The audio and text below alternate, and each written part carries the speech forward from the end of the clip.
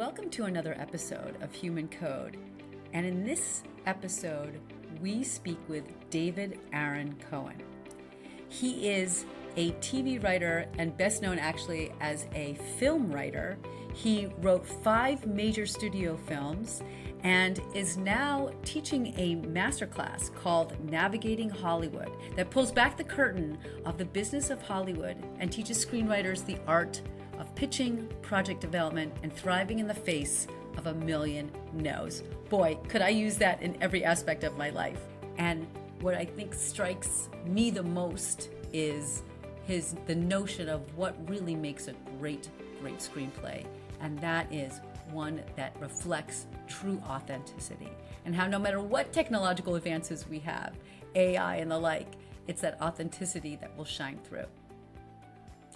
Have a listen. Let's start with the culture of screenwriting. Tell us in a nutshell, what makes a great screenplay for you? Authentic voice. Absolutely the key thing. Yeah. Screenplays, I like to say, they're kind of like the poem is to the novel. We're kind of like our own haiku. We're a distilled version of storytelling. You've got 120 pages. You have to be really economical. You have to really make your choices. And I'm talking now about feature films, which is the area that I've spent the most time working in. I'm working now also in TV, and that's a different kind of storytelling that's a little bit, has more in common with the novel. But in the screenplay / feature world, you really have to pick your battles. You have to be precise, and you have to make everything count. One of the things I talk about when I teach screenwriting is that I like to look at every page of a screenplay as its own kind of poem, like that it lays out like a poem. Wow. So that you look at it and you see, you just see what you see on that one page, because the reader in that moment is on the page. Today that experience is diminishing because people are reading everything electronically, but I still organize according to that principle, right? Let's bring that to life for a second. Talk to me about a page of a screenplay that you've written where that page was like experiencing a poem. I mean, the hope is that every page feels like that. Yeah, but just pick one, for example. Yeah. So, I can't pick one out of memory so much, but I can kind of bring forward the experience, right? Which is every single word on that page counts.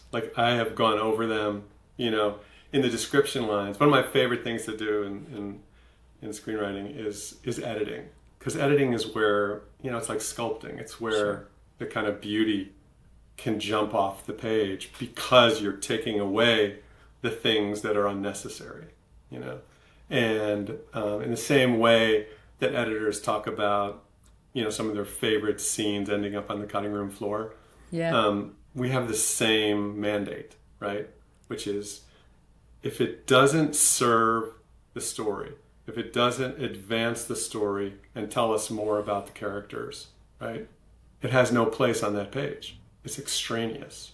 And so when you go through page by page, you look at it and I literally, I count words sometimes. I'll get the descriptions, because, in screenplays you have the action lines, which is Jack moves across the room, Right. So when you take that sentence, right, you want to use, because the whole thing also about reading a screenplay is that the idea of it, the goal of it, is to tell a story that's emotional. It's a very different goal, let's say, than when you're in the pages of a novel. You don't necessarily think about that all the time, right? But movies are about emotions. The way that we enjoy stories is by connecting emotionally to those characters, to those stories. So if what is on that page doesn't serve to do that, it's gone. And so even the words, the adjectives, the verbs, you want those to carry emotion. You want them to be descriptors. You want them to be things that evoke and elicit an emotion among your reader. You brought up books, right? You brought up novels, and so the comparison. There may be description in the novel. There may be, other things that do not evoke emotion. Is that what you're saying? Well, it's just the parameters are so much more defined. Yeah. The idea of a screenplay is that what you see on the page can only be what you see on screen. So you can't go off and do stream of consciousness of what your character is thinking about, right? You have to figure out a way to show, not tell. That's the sort of main goal of a screenplay as well, right? If you're Right. telling, you've lost. You've Right. failed as a screenwriter. You have to show, and so you pick those scenes, you pick those encounters that allow characters to shine and to show through what they're feeling, right? Which is one of the reasons why subtext is such a hugely important thing in screenwriting, right? Because people rarely say exactly what they're thinking. Like when you watch a film and someone is saying exactly what they're thinking, you're going to turn it off in about Right. 2 seconds. Right. This Right. is ridiculous. Nobody does that, right? Right. But Right. what we do is that we say things and then we mean something sometimes totally different, sometimes slightly different. There's a zillion different shades inside of that exchange. And so the ability to write subtext, right, becomes a hugely important piece of your toolkit as a screenwriter. Can you give me an example? Yes. Can I do it in story form? Sure. Okay. So this is a story about my parents coming to visit, right? My house, okay? And I have a bunch of kids and my daughter's maybe 10 years old, right? And we sit down to the dinner table, okay? And we're eating dinner. And my dad looks over, and I love my dad, It's nothing, this is just part of the story. But he looks over at my daughter. We finished dinner and she's finished all of her food on her plate. And he says to her, he goes, "Wow, honey, you really had a good appetite," right? And my daughter, who's 10 and totally open and heart open and kind of can't even imagine the subtextual messages that are in there, kind of like, okay, fine. The next night, right, we're sitting at dinner again, and my father looks at my daughter's plate and sees that she's eaten all of her food. And he goes, "Wow, Leah, you're a member of the Clean Plate Club," right? And I'm sitting there and I'm starting to get hot, because I feel like what he's doing is not cool, It's like, and she's not understanding it at all, right? She just doesn't get it. And he does it one more time, like the next night, makes a comment about her eating. Now, does he think that she's fat or thin or, like all of Right. these messages, right, Right. are there. And so that night, I'm putting my daughter to sleep with her younger brother's in the room. And we have this thing where I would like tell them stories. We turn off all the lights. I tell them stories in the dark, and they would like love to hear the stories. I finish the stories and there's this moment of silence where it's kind of like that time where you can maybe say some things that you might want to communicate, and in that silence, Leah says to me, she says, "Dad, was Grandpa always like that?" And I go, "Always like what?" And she goes, "Well, the way that he says something, you're not exactly sure if it's like a good thing or a bad thing." Yeah. And she said that and I felt this like wave of emotion coming up in my chest, And I was like, he was always like that. And I just like burst into tears, I was just so, and then, burst into tears would be an exaggeration. Right. I was like so verklempt. I was like Yes. so emotional. That's exactly the word I was going to use. Exactly. And then there's this long pause, and my daughter, whose emotional intelligence is so off the charts, Right. she says, "That must have been really hard for you."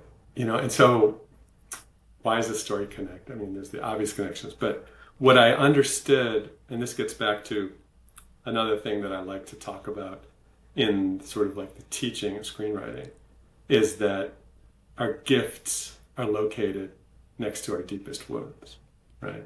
And the way that that manifests in this story is that I told that story in class. And what I realized about it was that, yeah, it was painful growing up with parents who were judging and, did all that kind of stuff, right? That parents are apt to do. But they taught me about subtext. They actually illuminated that world for me. So that for me, when I write characters, it's so easy for me to think about, what they're communicating, not directly in their dialogue, and what is sort of being spoken beneath the surface, right? That's my very long example of subtext. No, and it's been super helpful. And you've mentioned along the way that you teach screenwriting. So talk to us a little bit about that. So yes, you're a screenwriter by trade, but you're also teaching it. What motivated you to do that? I mean, even to say that I'm teaching screenwriting is not necessarily accurate. Okay. Like, I have done that in the past, but this sort of leading into, I kind of started thinking about it during the pandemic, and then I didn't get my stuff together to do it. and then over the winter, I realized that we were potentially heading for a strike. I was like, okay, maybe this is a good time to start my side hustle, and teach a course. And I had been thinking about it for a long time. And the idea that came to me was, this title came to me, Navigating Hollywood, because that particular skill set of which is really gets back to your opening thing about the culture of Hollywood. Mm-hmm. Navigating Hollywood is about adapting to the culture and finding a way to work with it, through it, thrive in it, right? And that became the idea that sort of gave birth to this course. It's like a master class in doing that. And so... But why that? Why that and not the writing? Because the world doesn't need another screenwriting class. Okay. There's just like 10 zillion of them. It's not that I can't do it really well. Mm-hmm. I could, but I was just looking for something I felt that would be a challenge for me, right? That it would kind of get me thinking in new directions that I hadn't kind of really thought about. And so what happens when you take on a new creative endeavor is that I started teaching the class. I kind of organized it and got some students and created a whole, the Zoom room and all that stuff. And I just sort of jumped in with a vague idea about where I was going, And I thought, okay, I know what I can teach. I can teach people how to pitch. I can teach them how to take notes, how to be in development, right? How to take meetings. Like, there's a lot of things that how to have a relationship with your agent, with a manager, with your representatives. Those are all things that I've spent 30 plus years mastering or failing at, and different depending when you met me, right? So I thought those would be useful. Totally. And you know what I love about what you're saying is that because I'm in a my team is a creative team, and I think so much emphasis is placed on the craft of creating and not the craft of selling. And you can have the best painting, screenplay, advertisement, whatever it is, but if you don't know how to sell it, it means nothing, right? So I really applaud you for saying, hey, let me help these screenwriters take their poetry and sell it to someone or someone's so they can really bring it to life. Yeah, and what is the essence of selling your story, right? Like, what does that actually boil down to? There's the specific steps of pitching and laying out a story, and I talk about this idea of making moonshine, which is distilling a story down to its essence, the same way that's what moonshine does with mash. The vapors rise and it gets distilled, and then the thing you drink that sends you into ecstasy or the hospital, right? is that essence, right? And that's not an easy thing to do. Like, we're not trained to know how to distill, right? Which kind of connects back up to the idea of the haiku of a screenplay, that it's like you only have so many words and so many pages to do what you have to do. The same is true for the birthing of that story. in order to get to that place where someone is, either paying you to write it or you're making that movie because you've gotten people behind it and they believe in it, it's going to start with you figuring out what that story is about. And so when I'm pitching, I'm going like, you don't need to be in a room with, the president of Warner Brothers or Universal in order to pitch. As a storyteller, your job is to pitch and to keep practicing and pitching over and over again until that distillation forms for you. And that can be to your wife, to your partner, to your kids, to your parents, to the mailman. It doesn't matter. And this I say also, this gets back to sort of the cultural anthropology of it all, is the stories, we as humans have been telling stories around campfires for, 10, 20, 30,000 years, depending on your point of view, right? Right. So how did those stories get passed down generationally? The way that they got passed down is that they were told, right? And every tribe, every generation that told that story tweaked it. And captured the essence of it. They captured the essence, but the point is that the more generations it went through, the more essence shined in the way I see it. And so when you look at things like collections of myths or mythology or fairy tales or all those things, I'm a big student of Michael Mead, who does a lot. He's talks a lot about mythology and he kind of excavates stories that have been lost and that have, I think, great meaning for us as humans culturally today. It's his sort of like, manifesto. But the point is that when we read those myths, they've been through an incredible distillation process, right? That refined them, that got them to that place where, wow, this spoke. What I love about myths, that they speak also deeply to the unconscious side. They're not head stories, And I want to get to that. So when I think of essence, part of me thinks very rationally or logically, right? Okay, so we're boiling it down to the essential words or phrases. But when it comes to the essence of a story, is there a certain feeling that it should evoke? So it's not just that it's now very, very, very reduced to its fine core, but like, is there something about something that is essential that also evokes something? Yeah, and that's transformation. That's why we tune in. That's what we're looking for in every single story. All of the great myths, in the Bible. I mean, the Bible is like one of the main myths, right? Joseph Campbell obviously talked about this in The Hero's Journey, and it's kind of been sort of workshopped to death at this point. The things that Campbell identified, that sense of answering the call and resisting the call and going out on the adventure and and then going all the way through in the dark night of the soul and coming through the other end. Those are the things that we as humans are so drawn to. It's in our DNA. And I mean, the irony is that change in human beings, I don't know what your experience is, but in mine, it's rare. When people change, it's so noticeable as to be remarkable. Right. And that's why the stories that we love to tune into at least offer us that hope, even if in our own lives it's challenging. Right, that hope, to transform. Okay, so let me take the transformation angle in a slightly different direction, which is you clearly are a prolific storyteller and writer, and so you've been doing this for a number of years.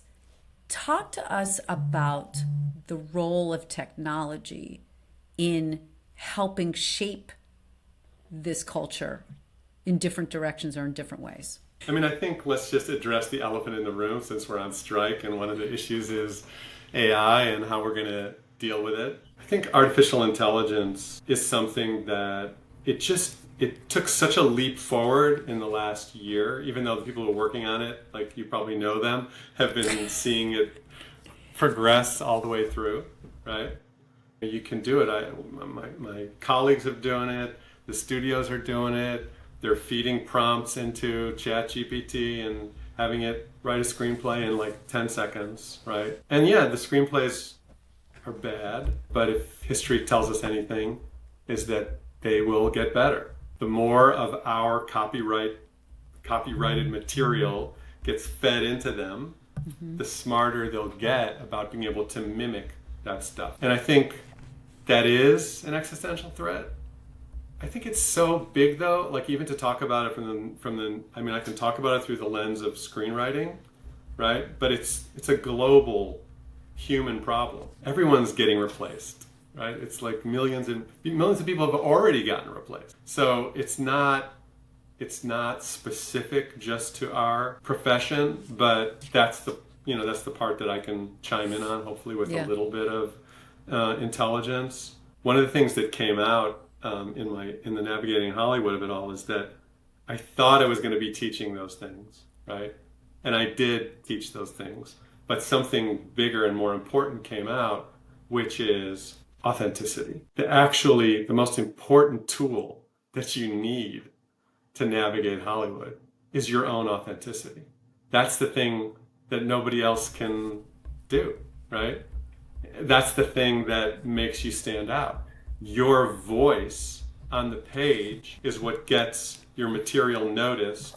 It gets you into the meetings, and it allows you then to express that voice in your pitches, in whatever take you have, if it's an assignment, if it's something that you come in as an original, right? The key to all of this is your authentic voice. Let me play devil's advocate though. Sure. Because as an outsider from Hollywood, I feel like we see a lot of redundancy. It's the same thing, maybe tweaked slightly over and over again. Explain that dichotomy of the authenticity is what will sell, and the fact that we have so much derivative work.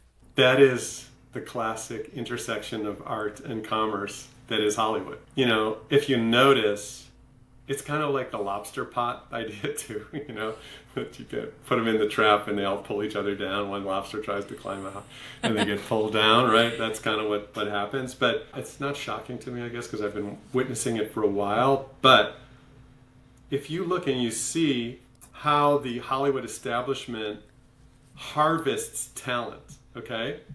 You make an indie movie, if you're Greta Gerwig, you know, and you make Lady Bird, right?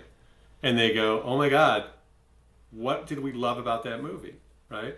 It's an original voice. It was so clear. Original voices are the clearest thing. Like audiences just get it, you know? Mm-hmm. And I think that culturally, there is a deep hunger in our culture for authentic voices, right? I mean, even just our whole sense of like being bored to death in this moment in time with the Marvel universe or the DC universe, because it's exactly like you say, those movies now are completely derivative of themselves, right? I remember when I saw the first Iron Man and Robert Downey Jr. and I was just like, I was so excited. Like, you know, it was like the most incredible experience. And again, I'm not a movie snob. I love, you know, crowd pleasers. I love to cry at the movies, you know, I love Forrest Gump. I don't know, whatever. So I'm looking for that experience, right?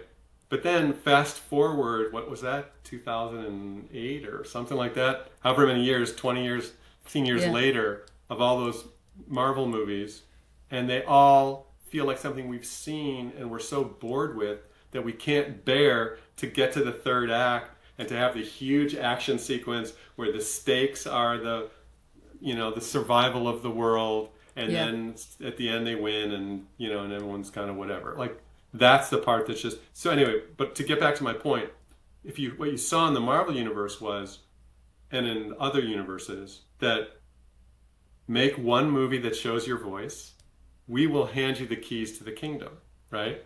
And so then you end up getting like Nomad. So Zhao, I'm trying to think of her first name, the director. So she gets tapped to direct the Eternals, right? Marvel movie. Or, you know, name your sort of boutique, you know, indie filmmaker, and then they give them that thing. I think what's so powerful about what Greta did with Noah Baumbach, who I really respect as a screenwriter, is that they got handed the keys to the franchise of Barbie, which didn't really exist. They had to make it up, right? And then they created something that's so fun and so original right? Right. That it actually Right. defied, and the reason why it's like $1 billion movie after 17 days or whatever it is, in my opinion, is because it gave audiences what they were so hungry for, is a big tentpole movie that actually isn't the same script that we've seen 5,000 times. So there's that tension there. Once Right. you accept the keys and you're doing a Marvel movie, right? Mm-hmm. To an extent, then you take on the culture of that particular franchise. And it's only the directors and the writers whose voices are strong enough to resist that culture enough to turn out something original, Yeah. right? Yeah. Then it breaks through, which is exactly what happened with Guardians of the Galaxy. Yeah. Right. So that's how you get Guardians of the Galaxy, which is an original voice, a humorous, dark Right. comedy Right. voice. When you saw that first Guardians of the Galaxy, I had the same feeling I did about Iron Man. It was like, this is badass. This is great, right? And then, as we know culturally, all of the pressures that push down on everyone to be alike and the whole lemming culture, right? And says, no, no, you can't stand out, you can't stand out.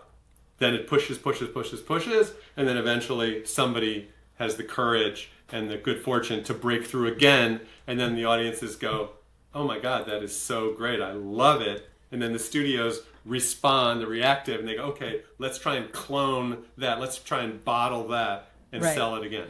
Do you think, going back to the AI conversation, you've recognized that it's the authenticity, it's the human authenticity that is going to drive great screenwriting. You can't just leverage machines to do it.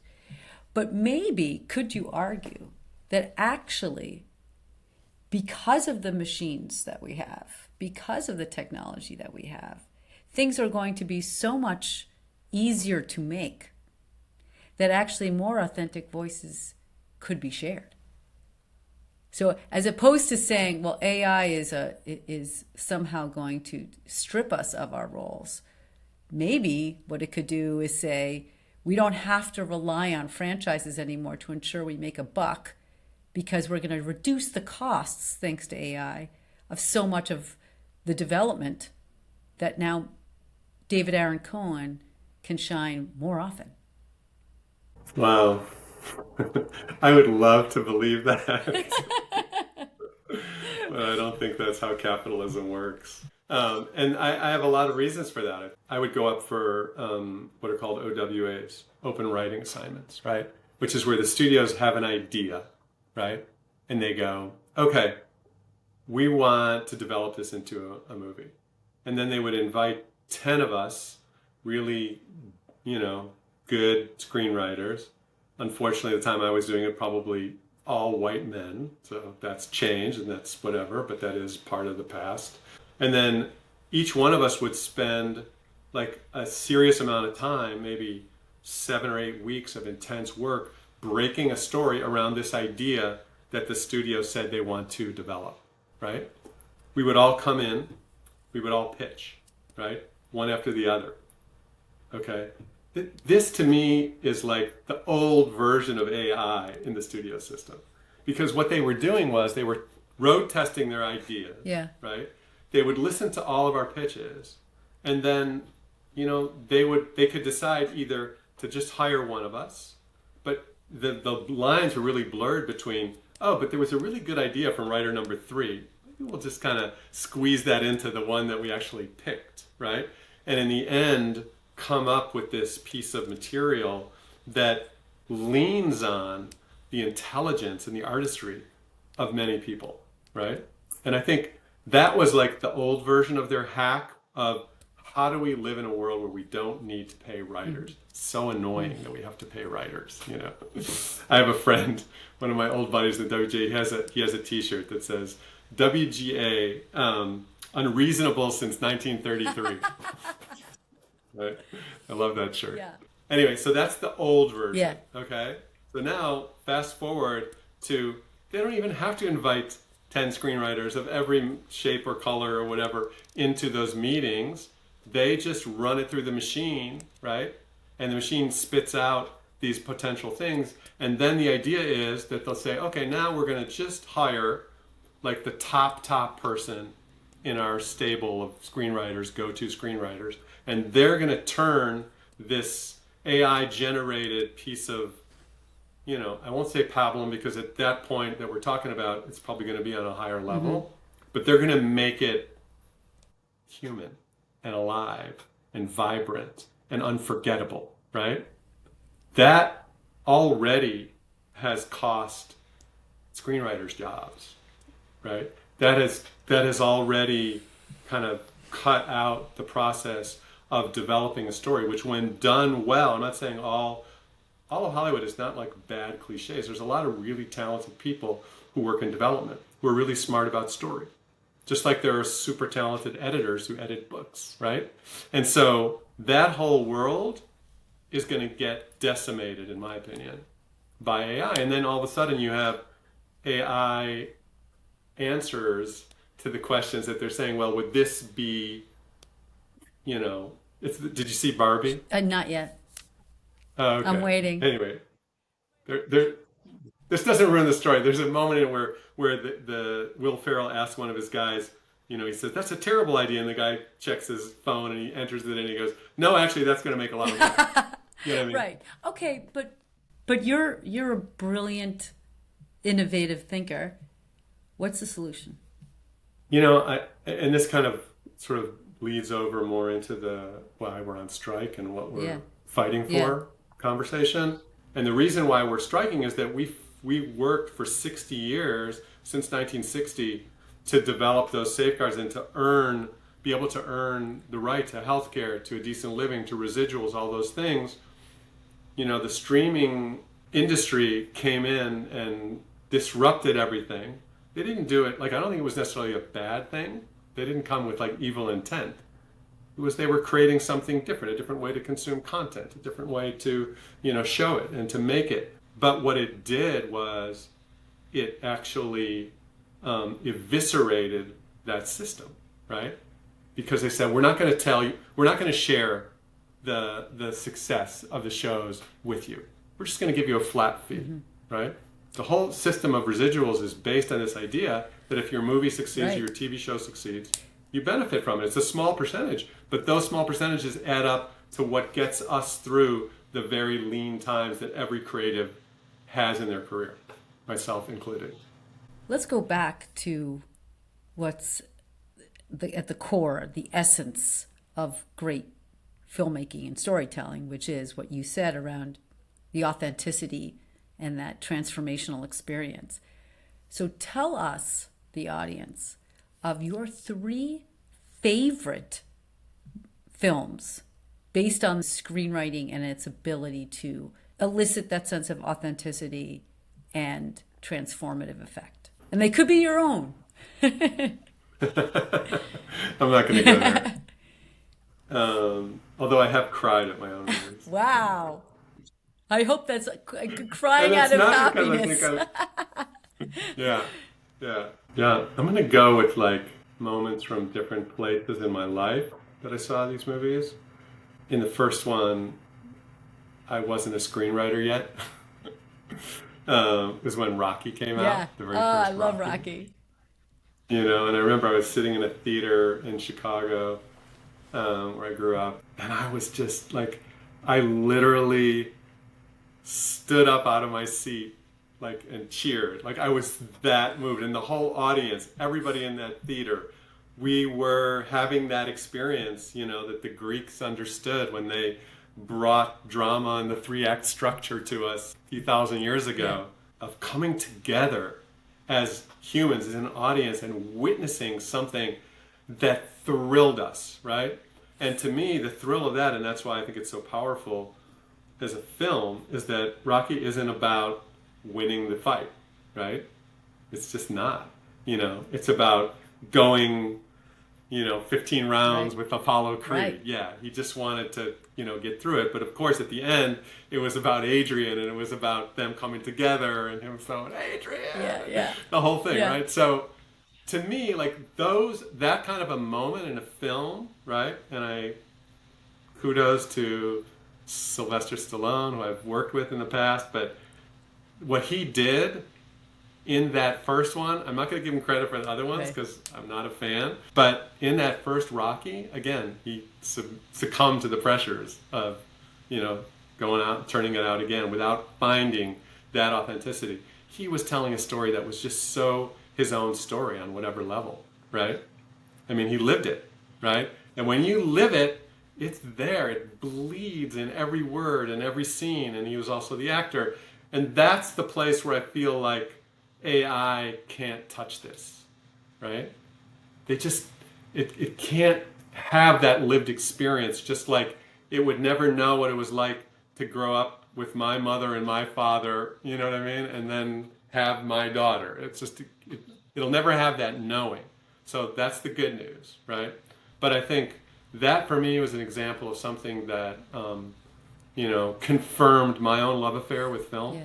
And I felt transformed. Like I walked out of that theater. Yeah, give me two more. Two more. Wow. Okay. It's not one that a lot of people are going to be able to recognize. It's a movie called When Father Was Away on Business by Emir Kuristika, who also did a movie called Time of the Gypsies. Great, great director. You should check out his films. And this was a film, it was made, I think I saw it in the 80s. I was living in Israel at the time. And I saw it in a theater in Tel Aviv.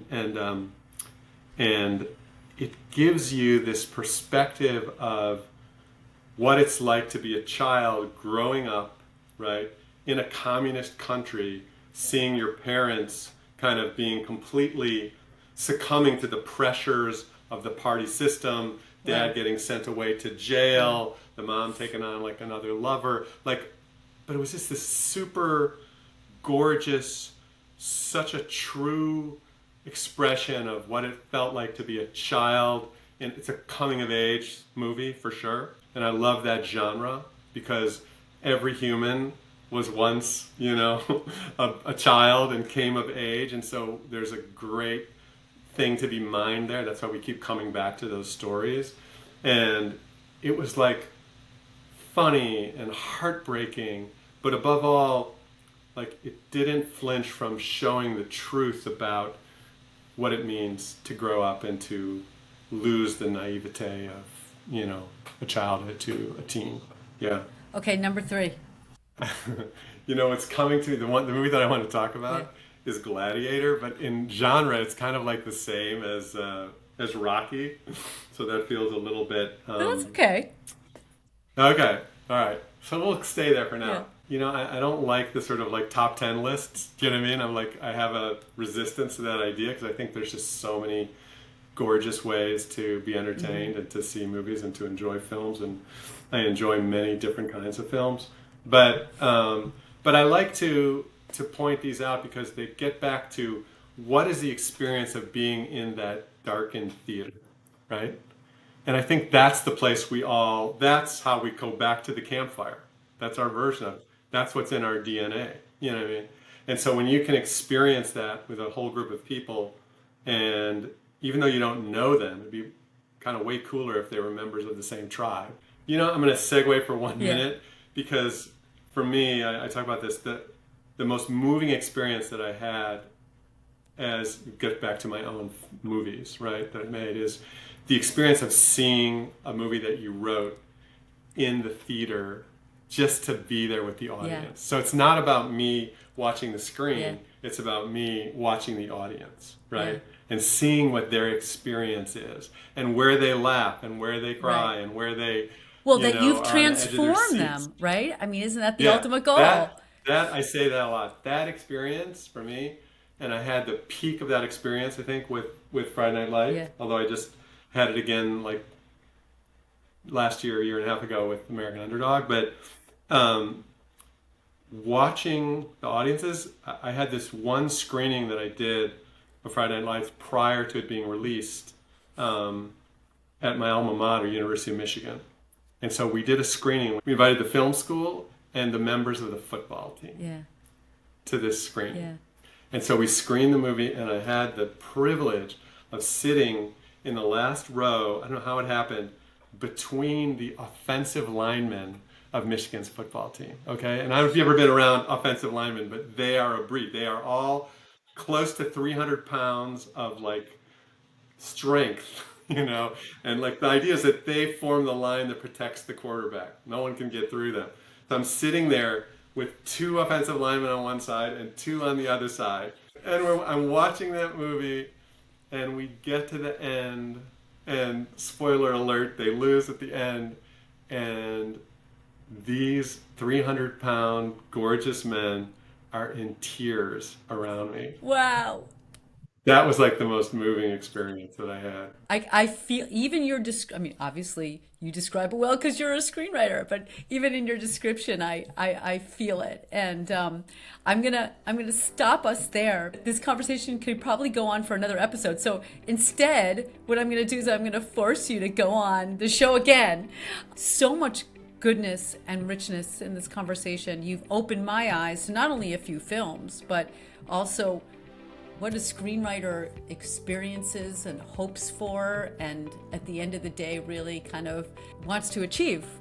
And I love the fact that it came down to the shared experience, not just the singular experience. And that campfire scenario, that is what the movie theater is. It's the campfire experience. And so that was revelatory to me. So thank you so much for your time, David. And again, I would love to speak to you again and learn, and have the audience and myself learn more about all the brilliance that you're bringing to your students and to the audiences, the movie-going audiences. So thank you. Appreciate it. Thank you so much, Abigail.